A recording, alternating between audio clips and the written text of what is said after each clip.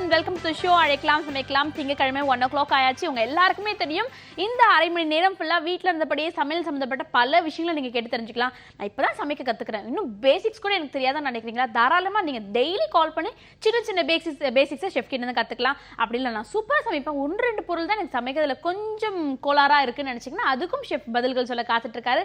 So இது அரை மணி நேரம் ஃபுல்லா சமையல் பத்தி நம்ம ஃபுல் அண்ட் ஃபுல் பேச போறோம். நீங்க வீட்டில் இருந்தபடியே உங்களோட சந்தேகங்களை கேட்டு தெரிஞ்சுக்கணும்னா 0444459438 இந்த நம்பருக்கு கால் பண்ணி நிறைய விஷயங்களை கேட்டு தெரிஞ்சுக்கலாம். நம்ம கிட்ட நிறைய விஷயங்கள் ஷேர் பண்றதுக்காக ஷெஃப் பிரகாஷ் வந்திருக்காரு, அவர்கிட்ட பேசலாம். ஹலோ.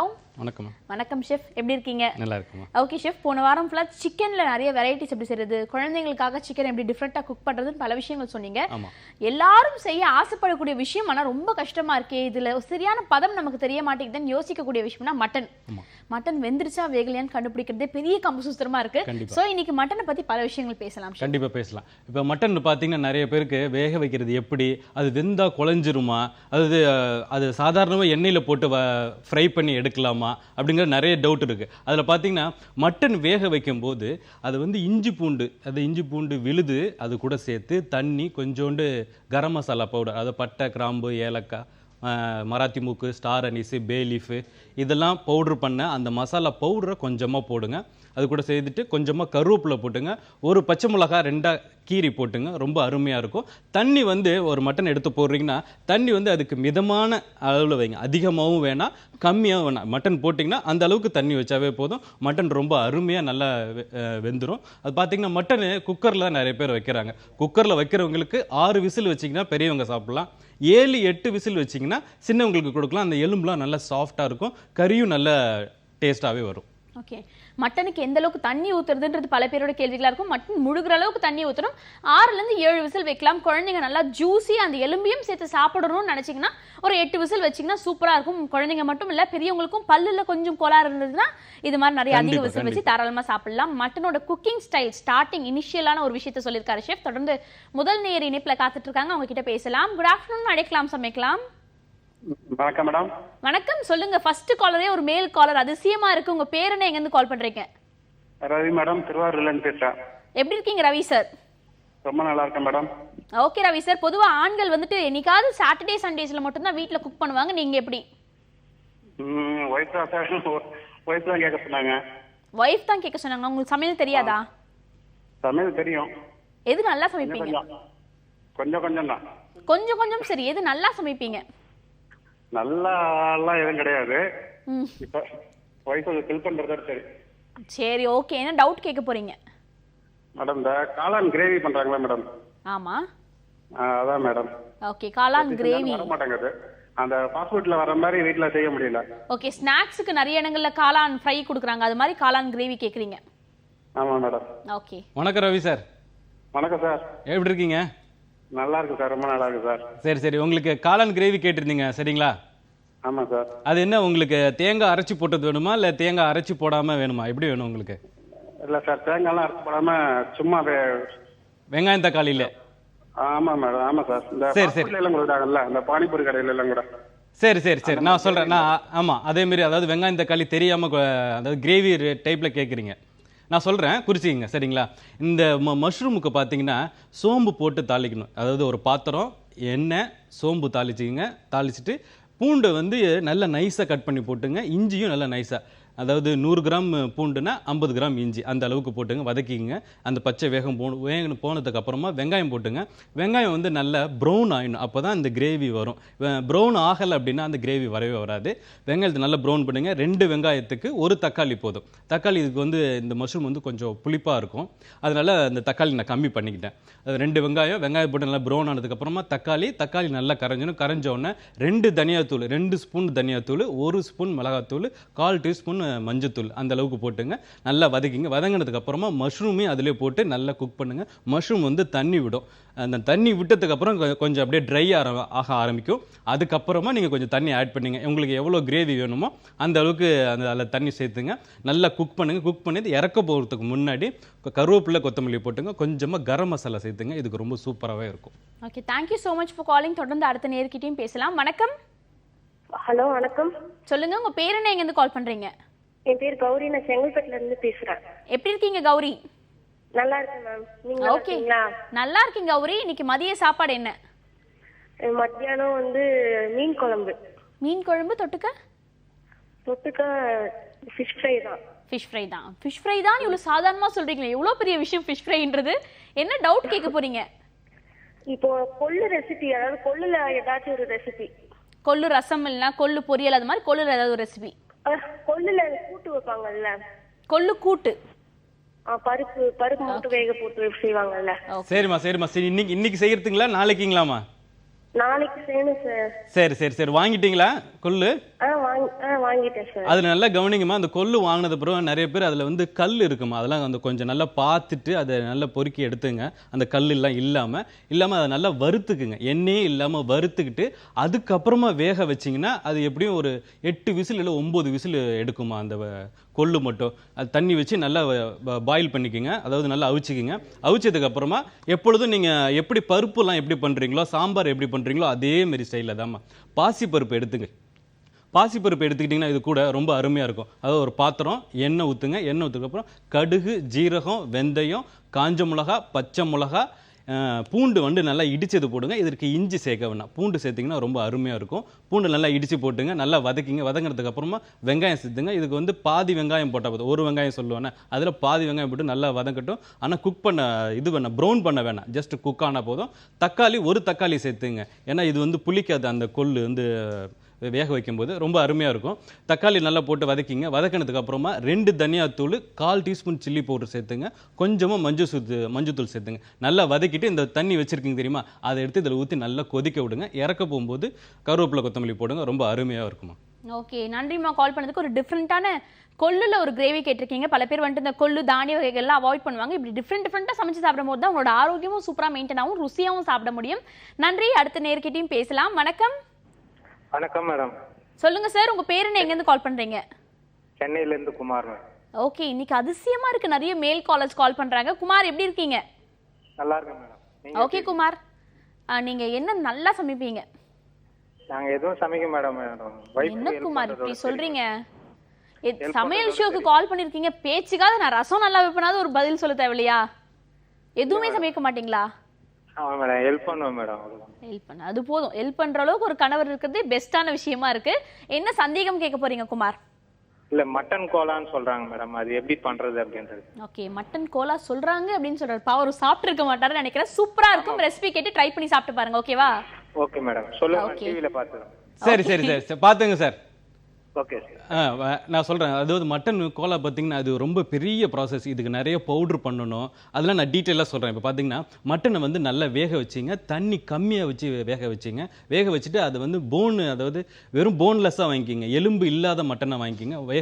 வேக வச்சுட்டு 8 விசில் விட்டுங்க. இந்த மட்டன் வேக வைக்கும்போது இந்த மட்டன் நல்லா வெந்தோன்னு அதை நல்லா இடிச்சிக்கிங்க. இடிச்சிட்டிங்கன்னா அது அப்படியே திரியாக ஆகிடும். நல்லா கொஞ்சம் பவுட்ரு வராது, ஏன்னா வேக வச்சிருக்கலாம். அந்த மாதிரி நல்லா இடிச்சிக்கணும். மெயின் அதுதான். நீங்கள் எவ்வளோ தூரத்துக்கு இடிக்கிறீங்களோ அவ்வளோ தூரத்துக்கு அந்த உருண்டை நல்லா அருமையாக வரும். இடித்து தனியாக வச்சுக்கிட்டு இன்னொரு பாத்திரத்தில் எண்ணெயே இல்லாமல் உடச்சக்கல்ல 100 கிராம் உடச்சக்கல்லைனா 50 கிராம் வந்து வேர்க்கல்ல அந்த அளவு சேர்த்துங்க. அது கூட 50 கிராம் வந்து முந்திரி பருப்பு சேர்த்துங்க. இதெல்லாம் எண்ணெயே இல்லாமல் பவுட்ரு பண்ணி தனியாக வச்சுக்கோங்க. இது தனியாக இருக்கட்டும். இன்னொரு பாத்திரத்தை எடுங்க, எண்ணெய் ஊற்றுங்க. அதில் வந்து சோம்பு போடுங்க. சோம்பு தாளிச்சிட்டு இஞ்சி பூண்டு விழுந்து அதையும் வதக்கிடுங்க. வதக்கிட்டு இந்த வெங்காயத்தை போட்டு, சின்ன வெங்காயம் இருக்குல்ல அதை நல்லா ஸ்லைஸ் பண்ணிங்க, அதையும் போட்டு வதக்கிங்க. இதில் தக்காளி வராது, பச்சை மிளகா தான் இதுக்கு காரம். பச்சை மிளகா நல்லா நைஸாக கட் பண்ணிக்கிங்க. இது எல்லாமே வதக்கிட்டு அந்த மட்டன் இடிச்சிருக்கீங்களே அதையும் இதில் போடுங்க. இதில் நல்லா குக் பண்ணுங்கள். குக் பண்ணிவிட்டு தனியாக எடுத்துட்டு முட்டை இருக்குல்ல அதை நல்லா அடித்து வச்சுங்க. சரி, ஒரு முட்டை போதும். நல்லா அடிச்சுக்கிட்டு இந்த மட்டன்லேயே போடுங்க. இந்த பவுடரையும் எல்லாத்தையும் போடுங்க. எல்லாமே போட்டு நல்லா மிக்ஸ் பண்ணுங்கள். மிக்ஸ் பண்ணிட்டிங்கன்னா அந்த பைண்டிங் ஏஜென்ட் வரும். அதுக்கப்புறமா உருட்டுங்க. இல்லை எனக்கு உருட்டை சரியாக வரலை அப்படின்னா இன்னும் கொஞ்சம் பொட்டுக்கடலை சேர்த்துங்க பவுட்ரு. இதுதான் அதில் ரெசிபி. கொஞ்சமாக கரம் மசாலா பவுட்ரு சேர்த்துங்க. இது கூட வந்து சோம்பு பவுட்ரு. இது எல்லாமே பவுட்ரு தான் நீங்கள் சேர்த்துக்கணும். பவுடராக சேர்த்துட்டிங்கன்னா ரொம்ப அருமையாக வரும் மட்டன் கோலா உருண்டை. ஓகே, அப்புறம் அது சுட சுட இருக்க எண்ணெயில் போட்டு பொரிச்சு எடுத்தா சூப்பரான கோலா உருண்டை ரெடியாக இருக்கும். நன்றி கால் பண்ணதுக்கு. தொடர்ந்து அடுத்த நேர்கிட்ட கால் பண்றதுக்கு முன்னாடி சின்ன பிரேக் எடுத்துக்கலாம். இதை அழைக்கலாம், சமைக்கலாம்.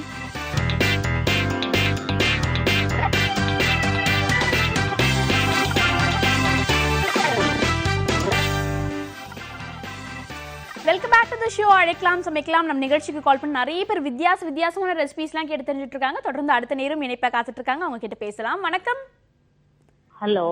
ஹலோ, சொல்லுங்க உங்க பேர் என்ன, எங்க இருந்து கால் பண்றீங்க? கோயம்புத்தூர்ல இருந்து சிவகாமி. சிவகாமி அம்மா எப்படி இருக்கீங்க? நல்லா இருக்கேங்க. நீங்க எப்படி இருக்கீங்க? நல்லா இருக்கேன். இன்னைக்கு மதிய சாப்பாடு என்ன? சௌச்சௌ கூட்டு, பூண்டு வெங்காய குழம்பு. பூண்டு வெங்காய குழம்பு, சவுச்சோ கூட்டு, சூப்பர் காம்பினேஷன். என்ன டவுட் கேட்க போறீங்க? பன்னீர் டிக்கா பண்றது. பன்னீர் டிக்கா. ஆமா, நிறைய பேர் கடைகள்ல மட்டும் தான் பன்னீர் டிக்கா சாப்பிட முடியுதுன்னு ஏங்கிட்டு இருப்பாங்க. பன்னீர் டிக்கா வீட்ல செய்யற ரெசிபி சொல்லுங்க ஷெஃப். வணக்கம்மா. வணக்கங்க. செய்ய போறீங்களா இல்ல வாங்கிட்டீங்களா?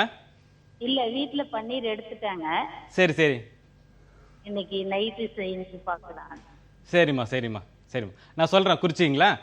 இப்போ பார்த்தீங்கன்னா பன்னீர் செய்கிறதுக்கு வந்து ஜீரக பொடி ஃபஸ்ட்டு சேர்த்து, அதாவது எல்லாமே எண்ணெயே இல்லாமல் சேர்த்துக்குங்க. நான் சொல்கிற பவுடர்லாம் ஜீரகம், மிளகு, கஸ்தூரி மேத்தி, சோம்பு, அப்புறம் காஷ்மீரி சில்லி பவுட்ரு, அப்புறமா கொஞ்சமாக உப்பு தேவையான அளவு. இதில் வந்து இஞ்சி பூண்டு விழுது சேர்த்துங்க, ரொம்ப அருமையாக இருக்கும். தயிர், அதாவது ஒரு இது பாத்திரத்தில் தயிர் போடுறீங்க. இந்த சொன்ன பவுடர் எல்லாமே கொஞ்சம் கொஞ்சமாக அளவு போட்டுங்க. காரம் தான், மிளகுக்கு சேர்த்திங்கன்னா கொஞ்சம் காரம் வரும், சில்லி பவுடர் சேர்த்திங்கன்னா ரொம்ப காரம் வரும். அந்த அளவுக்கு தகுந்த மாதிரிக்கு சேர்த்துங்க. இதில் ஜீரக பவுடரும் கஸ்தூரி மேத்தின்னு சொல்கிறது வந்து வெந்தய கீரை ட்ரை பண்ணால், அதாவது காய வச்சா அதுதான் கஸ்தூரி மேத்தின்னு சொல்லுவாங்க.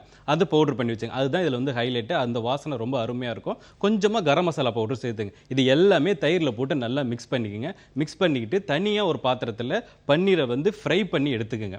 ஏன்னா நம்ம வந்து பன்னீர் டிக்கா வந்து நம்ம வீட்டில் செய்ய போகிறதுனால நம்ம தவால தான் போட்டு எடுக்க போகிறோம், சரிங்களா? கடையிலன்னா அதை வந்து இந்த இரும்பு கம்பியில் குத்தி தந்தூரில் உள்ளே இறக்குவாங்க. நம்ம வீட்டில் செய்கிறதுனால அந்த இது பன்னீரை நல்லா ஃப்ரை பண்ணி எடுத்துங்க. ஃப்ரை பண்ணி எடுத்துட்டு அதுக்கப்புறமா அந்த மசாலா ஆட் பண்ணிங்கன்னா அந்த பன்னீரை அப்படியே அப்சர்வ் பண்ணிக்கலாம். அந்த உறிஞ்சிரும். அந்த தயிர் நம்ம என்னென்ன மசாலா போட்டிருக்கோமோ அதெல்லாம் உறிஞ்சிரும். நீங்கள் தவால போட்டு நெய் போட்டு சுட்டிங்கன்னா ரொம்ப அருமையாக வருமா. ஓகே, அது கூட வந்துட்டு கொஞ்சம் வெங்காயத்தையும் ஆட் பண்ணிக்கலாம். அது மட்டும் இல்லாமல் பெல் பெப்பர்ஸ், குடமிளகாய் இதெல்லாம் ஆட் பண்ணிங்கன்னா டிஃப்ரெண்ட் கலர்ஃபுல்லான ஃப்ளேவர் கிடைக்கும். குழந்தைங்க விரும்பி சாப்பிடுவாங்களே ஷெஃப், கலர்ஃபுல்லாக இருந்துச்சுன்னா.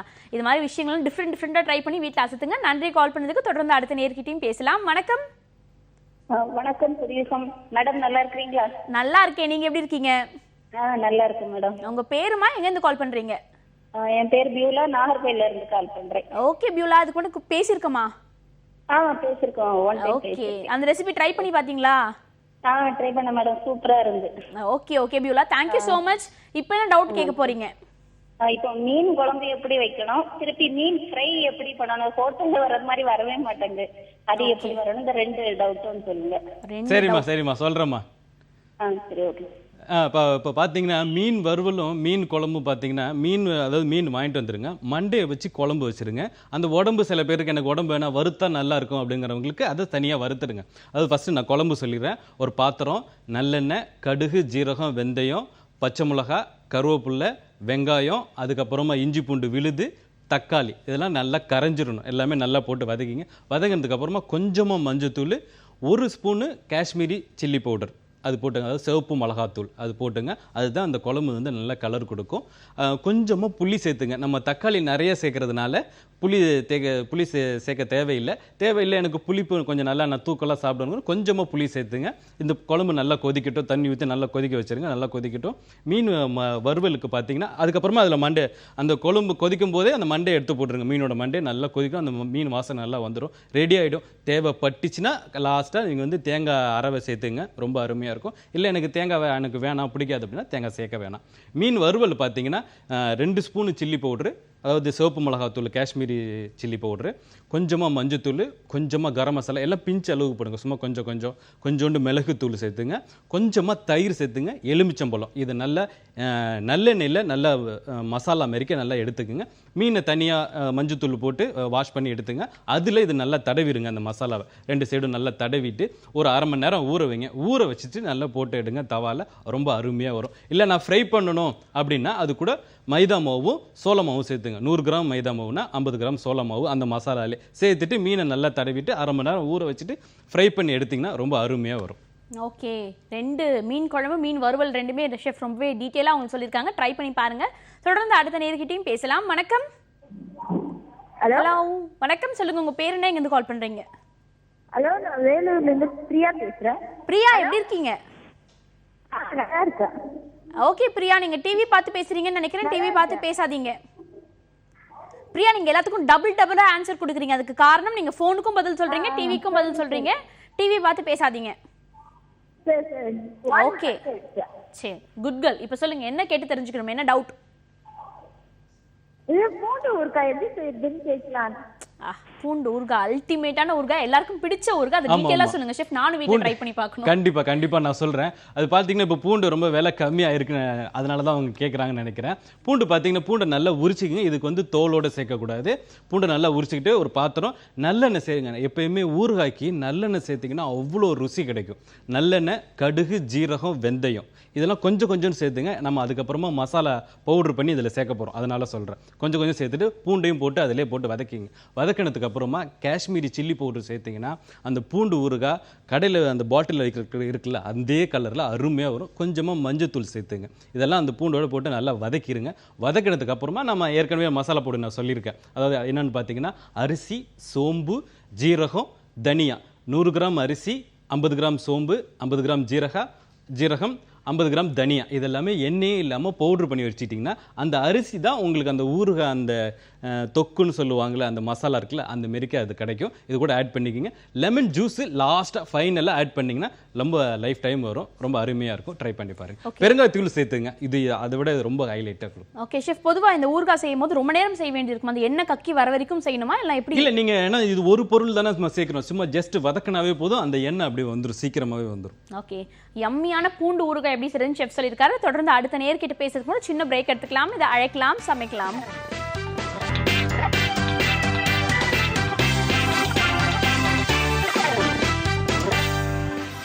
Welcome back. நீங்க பார்த்துட்டு இருக்கிறது அழைக்கலாம் சமைக்கலாம். நிறைய பேர் கால் பண்ணி நிறைய வித்தியாசமான ரெசிபிஸ்லாம் கேட்டுட்டு இருக்காங்க. ஸ்வீட்லேருந்து ஆரம்பிச்சு ஊறுகாய் வரைக்கும் பல பேர் கேட்டு தெரிஞ்சுக்கிட்டாங்க. அது மட்டும் இல்லாமல் வீட்லேயே தந்தூரி செய்கிறது அப்படின்னு கூட ஷெஃப் சொல்லியிருந்தாரு. தொடர்ந்து அடுத்த நேர்கிட்டையும் பேசலாம். வணக்கம். ஹலோ வணக்கம், அழைக்கலாம் சமைக்கலாம். உங்க பேர் என்ன, எங்கேருந்து கால் பண்றீங்க? ஹலோ வணக்கம், உங்க பேர் என்ன, எங்கேருந்து கால் பண்றீங்க? என் பேர் லட்சுமி. லக்ஷ்மி, எங்கேருந்து கால் பண்றீங்க? திருப்பத்தூர்ல இருந்து. ஓகே லக்ஷ்மி, இன்னைக்கு மதிய சாப்பாடு என்ன? மதிய சாப்பாடு சாம்பார், முருங்கைக்காய் சாம்பார். முருங்கைக்காய் சாம்பார். ஓகே, என்ன சந்தேகம் கேட்க போறீங்க?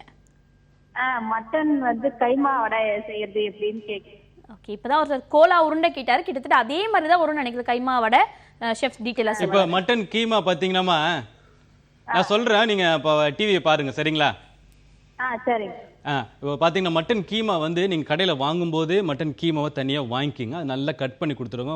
கொடுத்ததுக்கப்புறம் அதை தண்ணியில் போட்டு யாரும் அலச வேணாம். அங்கேயே அது நல்ல ரத்தமே இல்லாமல் இருக்கும். தண்ணியில் போட்டு அலசிங்கன்னா அந்த டேஸ்ட்டு இன்னும் கொஞ்சம் கம்மியாகிடும். அதனால் நான் சொல்கிறேன். இல்லை எனக்கு தண்ணியில் போட்டு அலசுனா அலசிக்கிங்க, ஒன்றும் அதில் ஒன்றும் தப்பு கிடையாது.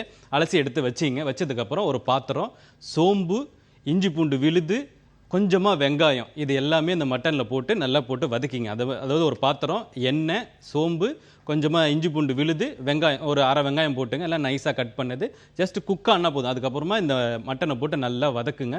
அந்த மட்டன் சீக்கிரமாக குக் ஆகிடும். ஏன்னா சின்னதாக கட் பண்ணுதில்ல, அதனால சீக்கிரமாக நல்லா வெந்துடும்.